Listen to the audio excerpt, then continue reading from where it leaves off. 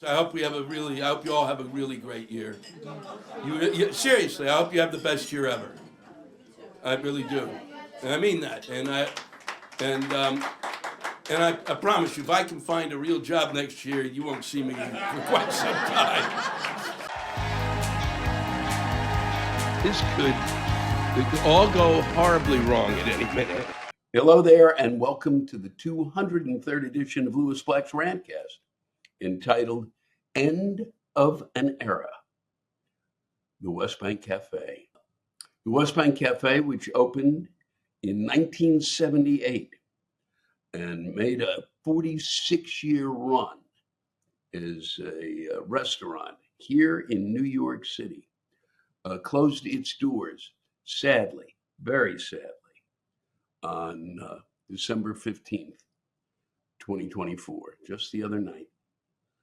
And 46 years, that is, in restaurant years, that's a lifetime. That is 2,000 years, especially in New York City. It is a huge feat to open a restaurant, to get it going, to keep it running, to keep it consistent, to do all of those things. But Steve Olsen, the general manager and eventually the owner of the West Bank, did it, and did it with style, and did it with care, and did it with love, and opened those doors to so many of us who were looking for a home. And that's what it became. And that's why it's really tough. It's not just the bar that we're going to miss, and it's not the food or that incredible space downstairs that we performed at. As much as we'll miss just being able to have a place that we could go to. And in New York City, to find a place that you feel is like home is really quite something, especially when you've kind of gotten through the 20s as I had, and was in my early 30s, and things really were slowly moving in terms of the career I'd chosen. And now I was in New York City, and never expecting to be here.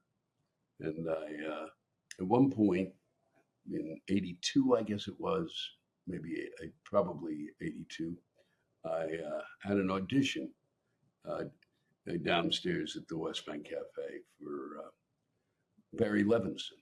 I believe this is what happened, and he was producing or directing or casting. He was certainly doing more than casting. He was involved with Fridays, which was kind of the challenge to Saturday Night Live. And I went down into that room, and I'd already been running a space in New York where I bartended and ran the back room and booked acts there. And I looked at that room, and I literally thought, I'm going to be back here. I think I can do something here. And then, of course, that passed through my mind. And I guess a year or so later, I think it was it's 82, 83, probably closer to 83, that my friend Rand Foerster was running the room down there for a theater company that did comedies. And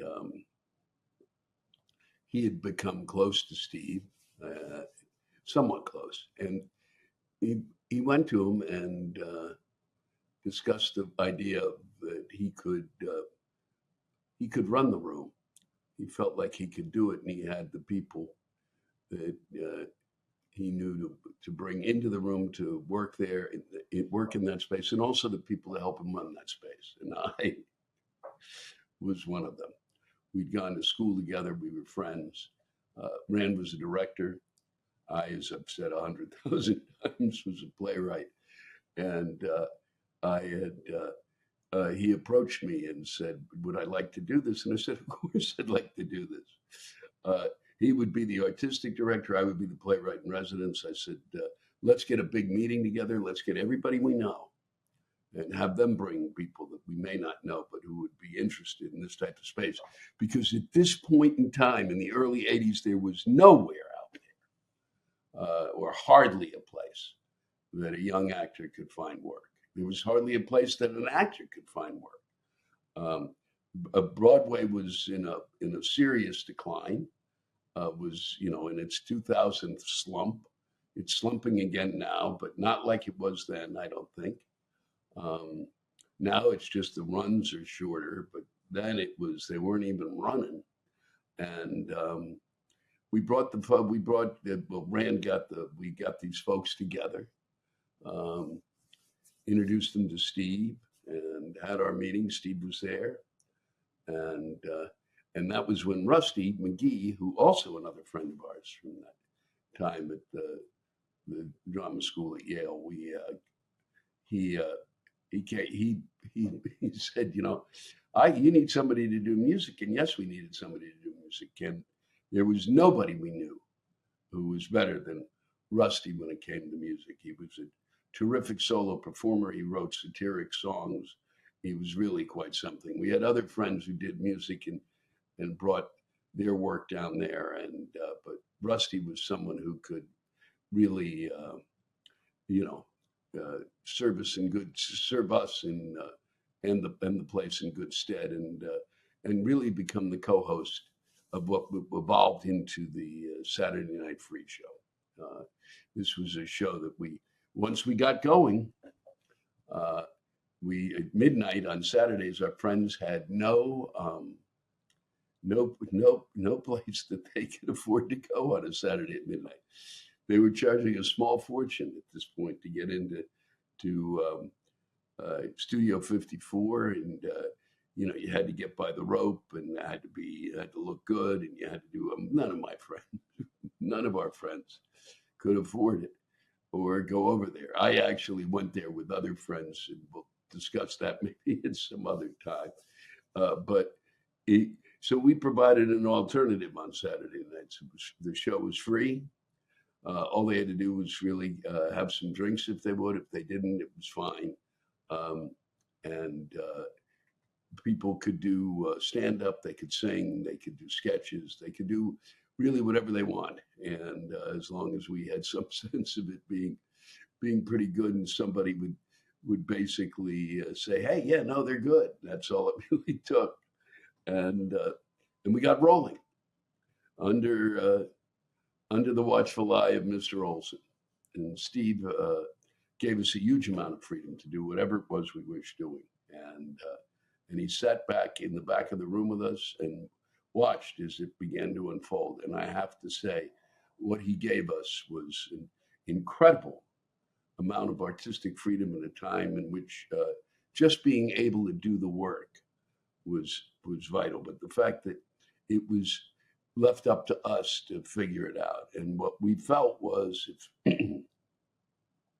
that we were smart enough to know that if somebody had something they wanted to do to show themselves in really the best possible light, they would bring a play in, and we were going to do one-act plays.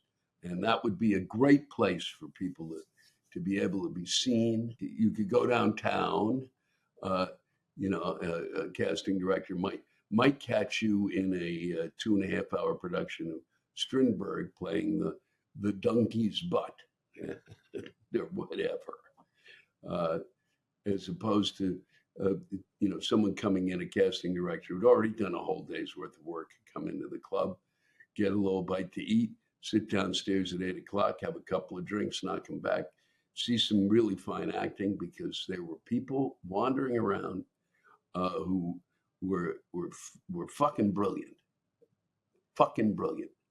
and nobody knew who they were, and they needed a place to work, and Steve gave us the space to give them the space to do it in, and it began to just grow, and we did show after show after show after show, and Steve really he fed us. If the show went well, we could celebrate with drinks afterwards. If the show went bad, we could celebrate. We we could basically drown our sorrows with drinks afterwards. He was incredibly generous. Uh, that was the one thing about it. We had a bar downstairs that allowed, which we felt, I used to say we had, I had a Stolichnaya vodka fellowship in playwriting, uh, because it really did help support our habit. He was not making he was not making much money at all down there, but we were scratching by at first, and then it kind of grew, and then and meanwhile the upstairs kind of grew because there were folks coming over from who were working Broadway and saw the room and went, wow, I could do something here. They also started eating at the restaurant, which was it was kind of consistent and was doing okay. Uh, and but we started showing up. Folks started showing up, and a community grew out of there. And it grew out of there because of Steve Olsen and his generosity, and the fact that those doors were open to us, and the fact that he really gave a shit about the people who came in and remembered people's names. And and from the very beginning, he brought people in because his first few years there, and I'm hoping you hear the stories or read them or both. If he writes the book and we get an audio book done, because it was one story after the other, how he basically had to deal with the neighborhood that was really, in 1978, not doing well on 42nd Street, not doing well. And he, he basically faced down the Westies, which was the gang, the Irish gang here, and has, and dealt with, kind of cops who were on the dole, and the stories were endless, all true, all very funny, all told in a fashion that there are very, very few people who can replicate Steve Olsen's ability to tell a story, and he does it every time. Like, it's a man with no acting experience at all. He'd been in some rock and roll bands, but no major acting experience. But boy, every time he tells a story, it would be like, if I told you this, and I'd go, it doesn't matter. Every time you tell it, it's like the first time you're telling it. And he's maintained that till now, and it really provides a joy in the room that is really quite something. And it was really extraordinary that we had this amazing opportunity to work together there, all of us. I had my plays where I could get them done there, and I would choose a play of mine and I'd put it on, and I would say beforehand, because I introduced every play. I was pretty much the MC of the place, and I would say that we were going to be doing a play of mine tonight, and the reason we were doing it was because I was in charge of. I was the playwright in residence, and I would read all the plays, and since it was my play, what kind of an asshole would I be to look at my play and go, "No, I'm not doing this. This is a piece of shit." So being in that position, I could basically flaunt it, and I did. And I was able to write a number of plays. And my friends who had always kind of been on the periphery, well, they were writers. They were not writers. They were directors and they were actors. And they began to write, and their work was terrific. And people were showing up. And it was not just about going to a drama school. It was about somebody who might be my friend Willie Reale, who'd come here at 18 and just started working in the theater. Or I could sit here and throw out a lot of names of people who worked in that room, people whose names you know. But what was really incredible is that they weren't the stars; they became stars. But everybody who went down there, everybody who performed on that stage was a star. They had all come here to be a part of to be a part of New York and to be in doing theater in New York. And so for one brief shining moment, as they say in whatever that thing is they say it in. There they stood on that stage, and the dream that they had about acting in New York came true, and that made them all stars, every one of them.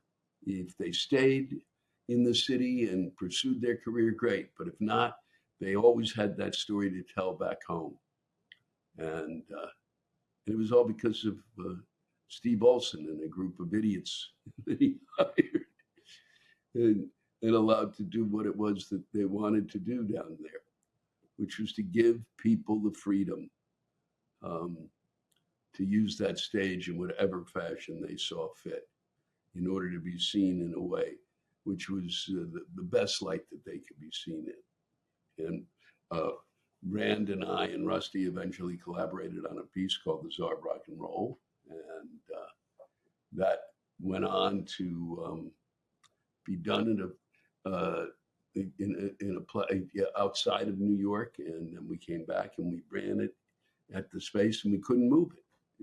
We were doing it really as a concert version.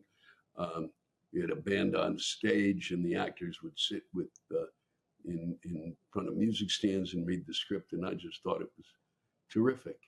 And but we couldn't get it done anywhere. We sent it around. It was this maybe I should have taken my name off of it, but Rusty wrote the music and the lyrics. I wrote the book. Rand directed it, and we had a spectacular cast. And we were eventually able to bring it down to the Alley Theater in Houston, and that was really, for me, that room was the place that by being the MC night after night after night, I became very comfortable on that stage, and people began to notice my stand-up more than they noticed my writing, and slowly but surely, the transition took place from Lewis Black playwright to Lewis Black comic and actor.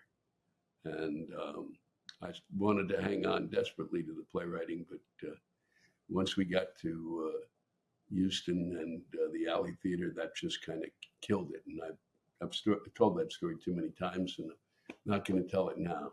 Just suffice it to say that I walked in there a comic. I walked in there a playwright and left as a comic. And I couldn't have done any of it without that. And not just the Space, but upstairs where we would gather together afterwards. And we found a support group for all of us. And that was huge in the city of New York at that time. It's huge at any time when you're coming in as a new, and you want to be an actor, a writer, a director. You want to work in the arts. And you need a group that you can turn to. And Steve provided the place for that group. We did everything there. My brother's memorial was there. We did other memorials there. People were married there. People had their wedding parties there. Everything. We honored people there. And Steve made it all possible. He made it all possible by making it cheap enough for a group of us who were in a profession we made no money, that we were able to have a home where we could afford to be able to do the things that we really wanted to be able to do and share with each other. And because a young couple who's an acting couple and wanting to get married, not easy in the city and hard to afford, but Steve made it possible. He made a lot possible. And it's really sad to see it close. They say when one door closes, the window opens. Well, in terms of references, it doesn't work when it comes to the following. And that is for when a place in which you have hung out for years and that you've called home, and where you could go in, I mean, every night since I went on the road as a comic, I would return no more than 2, 3, 4 blocks, 5 blocks, wherever I was living, near the West Bank, and I could go in there, and I would either spend time with Steve and catch up with what was happening around and who was doing what, or I'd stumble into 10 people I knew. But it was always a place that was, it was Cheers. It was Cheers with an artistic mission. Oh boy, now, I don't really know if that's really, that made it. I'll tell you though, it's rough to lose it. It is really rough because that window, you just feel like, well, okay, the door closes and now you can jump out the window because there's nowhere you're going to see. I was looking around the room. I said, there are people in this room I am not going to see again. And I could always rely on that being the place that I'd be seeing. I hope and wish for nothing but the best for Steve. And he's a close friend, and I know this is a tough transition for him. But what he did over those 46 years is remarkable. And it's a tribute to him and his idea of hospitality, which he certainly knew the meaning of. He was better at hospitality than he was at business, but it's what kept the business going. And that's what I got from here today. That's really it. I want to thank you all for spending time with me. We've got some great rants coming up. And next week we'll catch up on the madness that's been occurring, if we can even remember it, because it's endless and it just continues. The river of shit that we are swimming through literally continues. Okay, I was just going to say some stuff. I'll save it, but do enjoy the rants. Send in. I'm telling you. You don't have to yell and scream about something political, all right? It can be about anything that bugs you. And please try to keep it to 2 or 3 paragraphs, okay? If you're using 10 paragraphs to create 5 things that are funny, realize you're overwriting. You didn't do this before, and I've noticed it in my own work since the pandemic. I think that we're all afraid of not being heard or seen. Trust me, you'll be heard and seen. Just get it out of your system. Spit it out. Rant. Talk to me. Talk to them. All right? Take care of each other. And know that it has been a privilege and a pleasure to spend time with you. And thanks for listening to me talking about a place that I called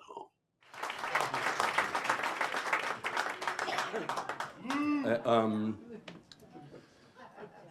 Just to clear up a couple of things. This room is not nearly the most important thing that Steve Olsen did. As a restaurateur, Steve Olsen was the first one to have a dessert cart. People looked at him and said, "You're crazy, really? Desserts on a cart?" And Steve said, "Yes. It's the future of dessert."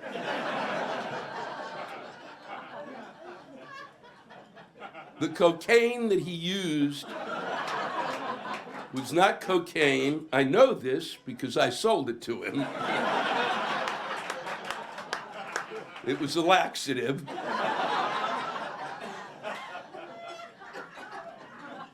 And Guilty Philosopher was the realization. Steve said we let pretty much anyone come up on this stage. The Guilty Philosopher was the beginning that we thought, hey, maybe we should fucking pay attention. They actually had on the stage, it wasn't so much that it was an inexorable piece of shit, and it was all sung, and it was 32 minutes long, but it went on for decades. But in the back of the room, and I'll never forget this because I was sitting next to Rusty and Rand, and on stage there was, and here's a word you rarely hear anymore, especially this crowd, pipettes. Huh?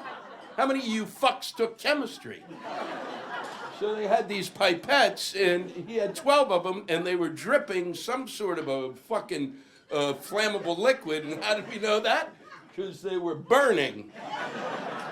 And we sat at the back of this room going, I wonder if there's a fire code or some shit that we should maybe make a call or just stop the show. And I said,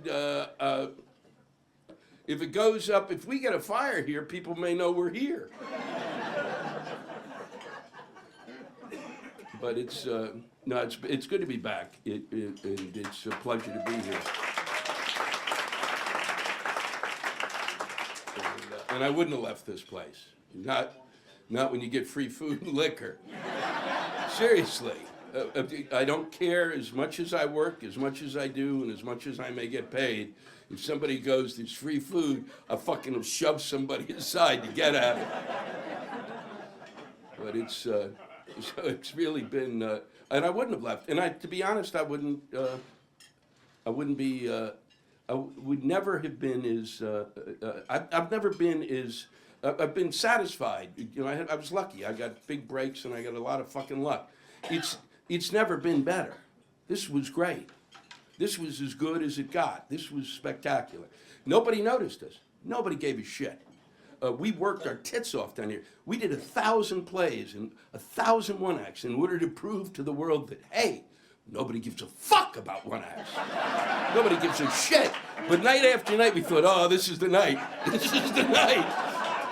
They'll pour in. Fuck, oh, a one-act, son of a bitch. Where have you been? I want to take a moment to talk about our new sponsor, Unbound Merino. Unbound Merino is a clothing company specializing in wool-based clothing, created by 3 lifelong friends who are obsessed with travel and realized to truly be able to travel freely, you had to be able to do it light and with less baggage. Unbound Merino uses merino wool to make stylish and timeless clothing designed to reduce the amount of luggage and laundry in your life, as they are clothes designed to be worn for weeks before needing to be washed. Companies have long known the benefits of wool and made clothing out of it for decades. It's naturally antibacterial and odor resistant. It has the ability to breathe and keep you cool in hot climates and insulates you well in cold climates. It dries fast when it gets wet and doesn't wrinkle, all of which means fewer washes and less laundry. Unbound Merino doesn't use typically itchy sweater wool. Rather, they use superfine, incredibly light, and much softer traditional mulesing-free wool, designed for performance and comfort while maintaining a timeless style. Their wool is ethically sourced from family farms in Australia and made by workers compensated with fair wages. This is one of Unbound Merino's shirts, and it is terrific. It is extremely comfortable, insanely comfortable. I am serious. It is long sleeve, and yet it does the job. So if you're ready to simplify your life, try Unbound Merino. Followers of this podcast can receive 10% off at checkout by using my code Lewis. Go to www.unboundmerino.com and use my code Lewis, Lewis, for 10% off. You'll be glad you did. I can't believe I said that, but it's true. A piece of information that I could have used earlier comes to me, I guess, from your favorite nibbling. But all of us can use this lesson, especially if you didn't know, as I didn't know, the pronunciation of a certain state's name. Hey, Uncle Lou, we need to talk about how you pronounce the word Oregon. There are only 2 syllables. It's pronounced like organ, the musical instrument, or the insides of your body. 2 syllables, organ, not Oregon. Stop overthinking it. Well, I'm not Mr. Nibbling or Mrs. Nibbling. God, I can't believe I said that. I'm not overthinking it. I'm not thinking enough. I'm not paying, I didn't even come close to overthinking. I've always looked at Oregon as Oregon. It's just right or head. Writer head pronunciation. Thank you for pointing it out, and I appreciate it. We always ask for the pronunciation when we're out there, and for some reason, that's the simplest I've heard it. So thank you. And I love your state. I love Oregon. Here's a bit of anger from Rex Bosley. What the fuck is the purpose of Lowe's having employees? You ask a question, and the response is, it's not my department. With Lowe's printed on that bullshit vest you're wearing, isn't the whole store your fucking department?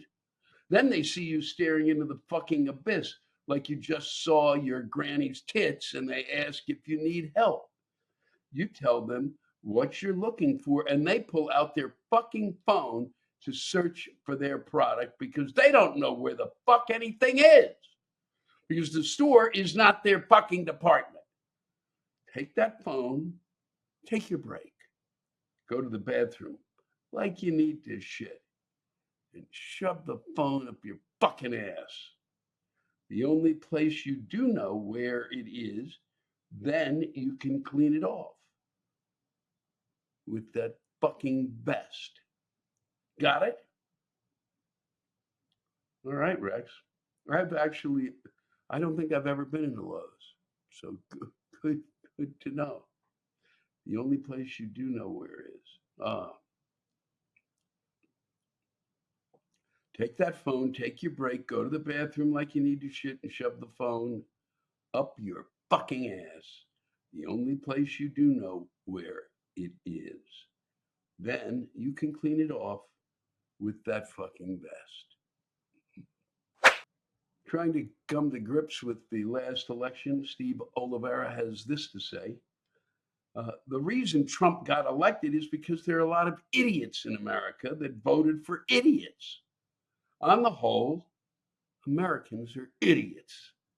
We have to tell people, do not use this drug if you're allergic to it. Tell them not to use a hairdryer in the bathtub. Windmills cause cancer.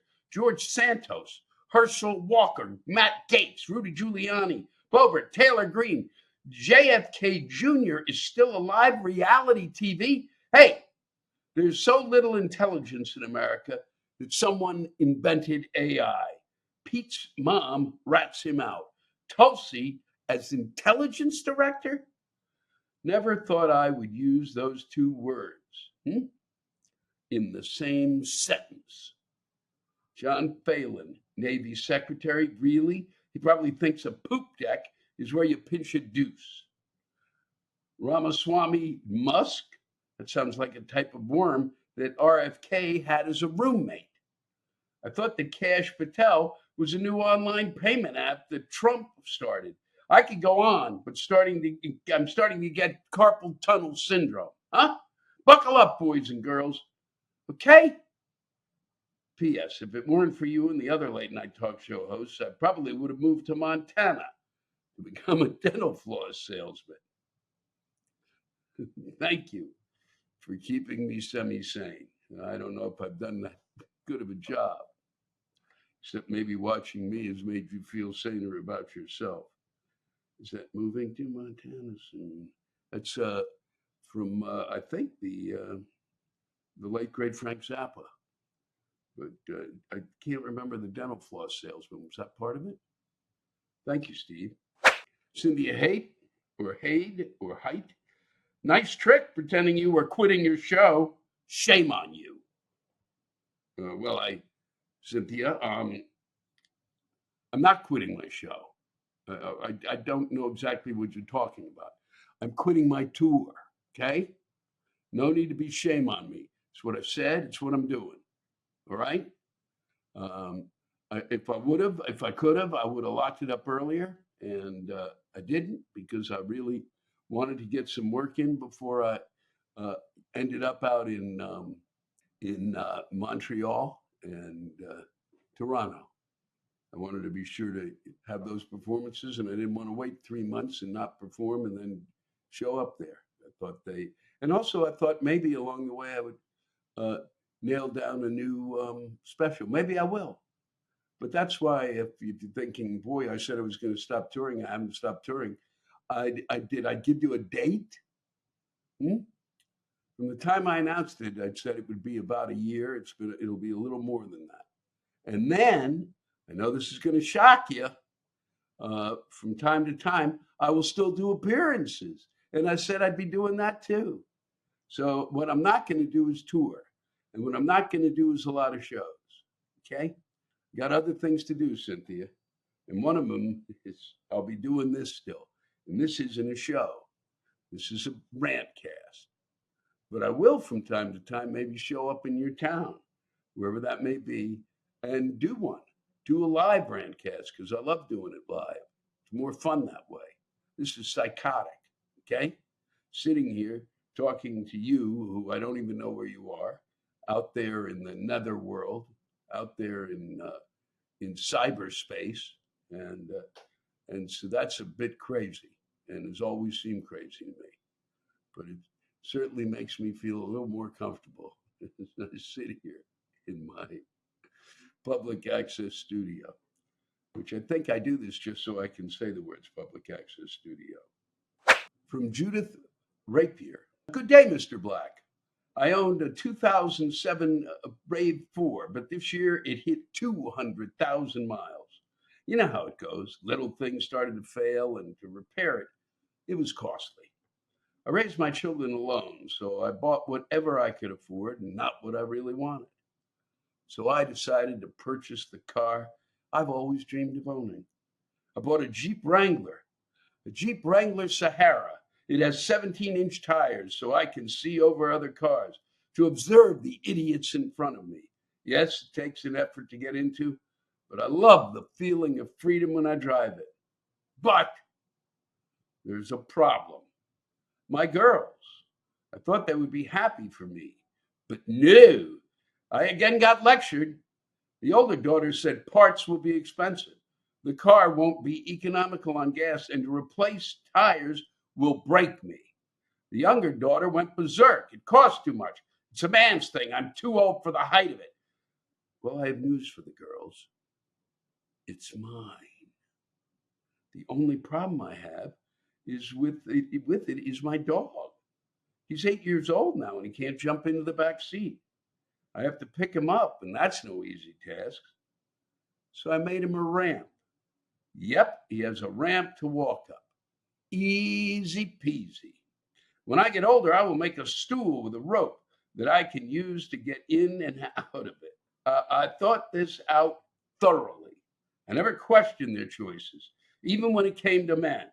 I will never have to purchase another vehicle because of my age. Huh? I am in seventh heaven, and now can travel outside my small Missouri town. Well, congratulations on that. Hope to hit the road this coming spring alone. Just me and my dog in your Jeep Wrangler. Sounds like a very, very fun time, Judith. And I hope to see you down the road somewhere. Thanks for that. I hope your daughters were listening. Tell them to turn it on, okay? Thank you. Thanks to all of you for listening to my Rantcast. If you have a rant you want to get off your chest, send it in to me at lewisblack.com/live. You can think of it as therapy, or whatever you want to think of it as. Just let it rip. And I want to thank the true stars of our show, the ranters, and the splendid rants they gave us. Lewis Black's Rantcast was created and hosted by me. Lewis Black. Our live rant audio was produced by James Salter. Our theme song by Chris Lane. Executive producer, Ben Brewer. Executive producers, Matt Kleinschmidt and Robert Kelly.